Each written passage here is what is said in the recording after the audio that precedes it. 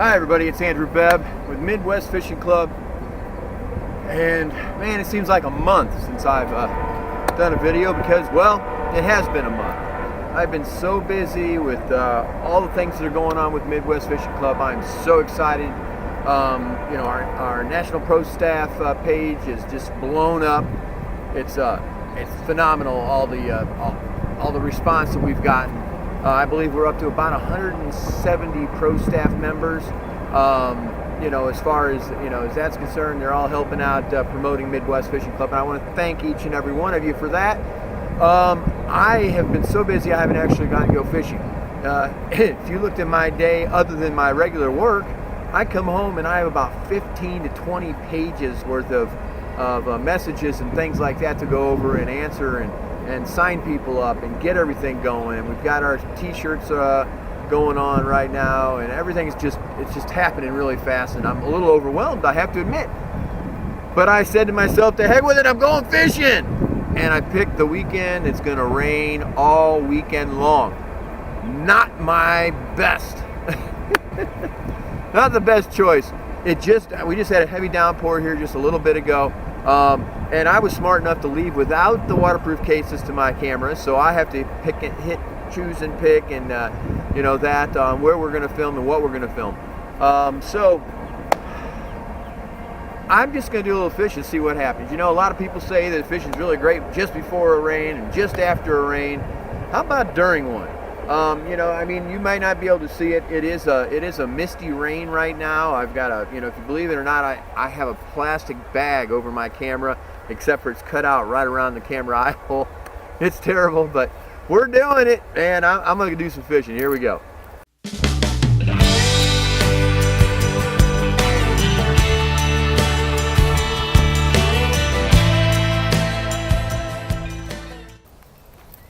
All right, man.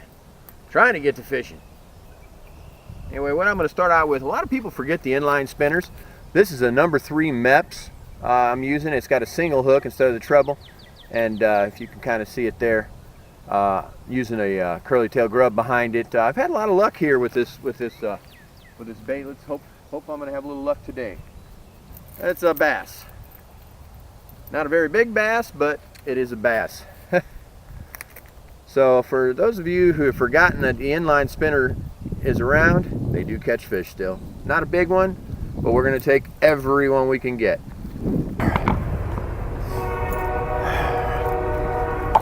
Well, I tell you, I was happy to see a bass come out. Not a very big one, but I'm happy so far. At least I've got a bass. I'm going to try a little different area, a different approach. Looks like they're going to be stacked up on this bank right here under these willow trees. Looks like where I got most of my activity, and see if I can run it right down the line there and see if we can't catch something. Hopefully. Okay, I went back and grabbed my other stuff, but I'm running out of time really, and I was fishing for crappie last, so I've got a little jig. These little ones want to bite. I got a little jig on this is a 6-foot light action, or light powered fast action pole. This is, let's see if I can do that again. This is a 6-foot, oh hell no, I can't remember what I was to say. This is a 6-foot light powered fast action rod that I use for crappie a lot when I'm out here. And I'm going to get this one stuck too. Now this has only got 4-pound test line, but I'm actually just going to swim this back because the bass seem to be hitting on the swim. Just since it was tied on and I have nothing to do. I've got some other things to tie on too,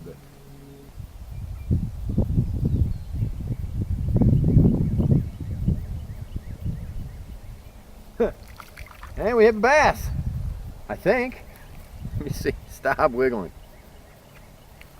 Baby bass. Itty bitty baby. Last year's crop.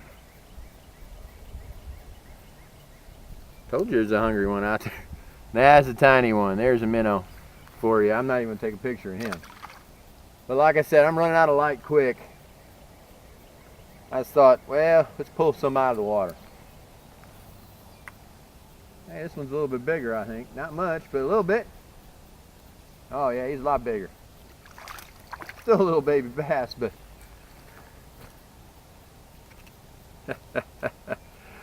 oh, there's one. Oh boy, let's go home. Let's go for your big brother, man. Now I'll tell you, it's funny. You should say this. The last time I did this, it's funny. The last time I did this and used to use a little jig, I pulled about a 2.5 pounder out of here. I've been getting all these little hits, and all of a sudden I swam it right by the big boy, and he decided he was gonna go after it. So you don't have to have a great big bait. Oh, missed that one, I think. Yeah. You don't have to have a great big bait to catch a big fish. It helps, but it keeps them little ones off of you. But you know, and it's a lot of fun if you catch. That's not a very big one. You got to remember, this pole is only a light action pole, or a light powered pole, so it's going to bend pretty quick. I only got 4-pound test on it, so when I catch a big fish. In fact, let's see. Well, one of my larger fish from last year, not the biggest one, but one of my larger fish come out of off the farm, was actually on this pole with this rig. It was a 4-pound 7-ounce bass, and there's another little one. Sometimes, especially if you haven't been fishing in a while, when you haven't been fishing in a while, you don't mind, and I haven't. I guess I've been fishing. I can't say I haven't, but whoop. Come here, baby. Sorry.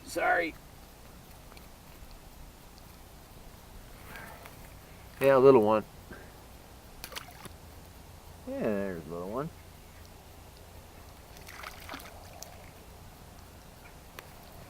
So for those of you who think you can't catch a bass on a little jig, you're wrong. And I do mean little jig.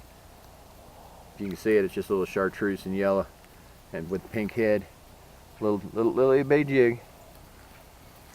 Little bitty fish to go with the itty bitty jig. Well, I guess I've done enough of that. Let me try and wind something up that'll actually catch something maybe a little bit bigger. And it lets me get a fish or two once in a while too. Unfortunately, it's another minnow. Oh, well, wait a minute. It's actually a bass, but it's a very small bass. But to be honest with you, right now, I'm kind of happy with small bass. I mean, I'd much rather catch a big one, but I'd rather catch fish, and that's what I'm doing. So we'll send him back home. And we have a bass. Still small, but we have a bass. I think it's bigger than the last couple, but not by much. Oh yeah, this one actually might get to be a whole, 8 inches, 10 inches long. Put it this way, it's big enough for me to get my mouth in. So this has been a lesson that those inline spinners can come out of your tackle box anytime, because they'll still catch a bass or two, even if they're little. There you go. Back in the water you go.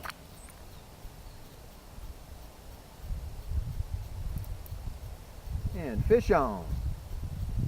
Little fish, but fish on. Another little one. Like I said, sometimes, we're having a dink fest today for sure, but sometimes you gotta catch the dinks. Kind of having fun doing it though. Besides, I wanted to prove a point that you can catch bass on an inline spinner. Now, don't go thinking you can only catch little bass. This pond is just heavily stocked with little bass right now. There are some big ones out there. I just haven't seemed to woke them up yet. Up until about 3 weeks ago, there wasn't. We weren't catching anything out of either pond.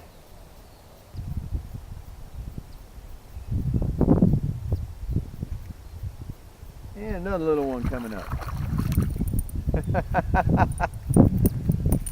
Oh, these things are all over the place. Oh, yep. Oh man, I'm sorry. Fish. Go bye-bye, fish. Yeah, you gotta love when you're catching fish. Sometimes it's not about the size, especially says the guy who hadn't caught anything big. And I'm not lost on that either, trust me. But when it's been a while since you've been fishing and you know you got limited time and you just get out there and you run your butt off trying to get everything to get out of town, and I stop. And a fish has appeared. I think. Yeah, it's fish. It's bad when you're not sure. It's pretty small when you're not sure you got a fish, but here's another little one. You know, in a couple of years, this pond's gonna be awesome. But, oh, good God, man, you came right up underneath that. You got hooks, all three of them babies are in you. Come on.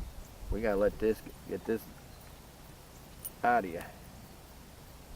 Good God. We got you in the mouth.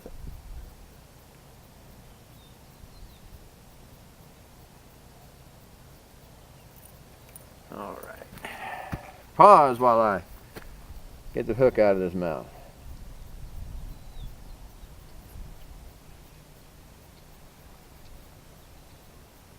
Bye, Joe. I think we have a bass.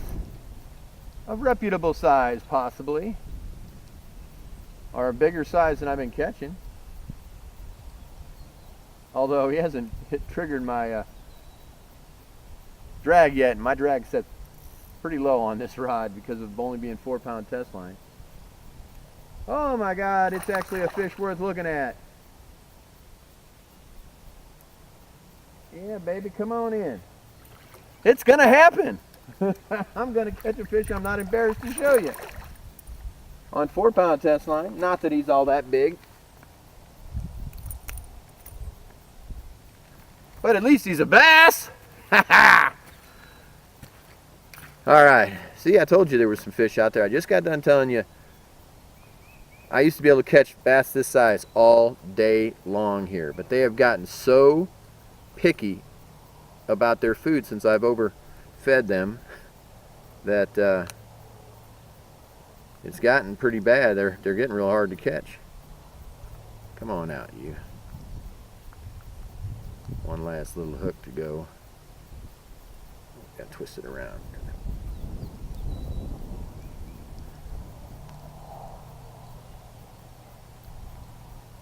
All right. There we go. We got us a bass. Worthy of showing you a bass. I mean, it's not big. It's about 1.5 pounds maybe.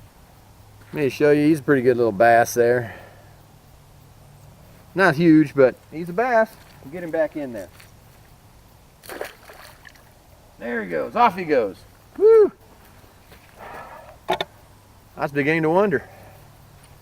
So I was thinking about wrapping it up because it's getting a little dark, but not anymore, I'm not. Foot and a half off the bank and let it run in. No, he's going to unhook himself. Bye-bye.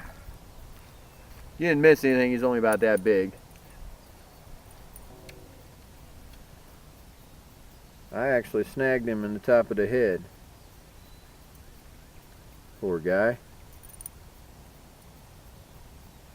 Little one, little one. Hey, thanks everybody for watching. It's Andrew Bebb with Midwest Fishing Club. You keep your hooks wet and your stringers full. Until next time, have a great day.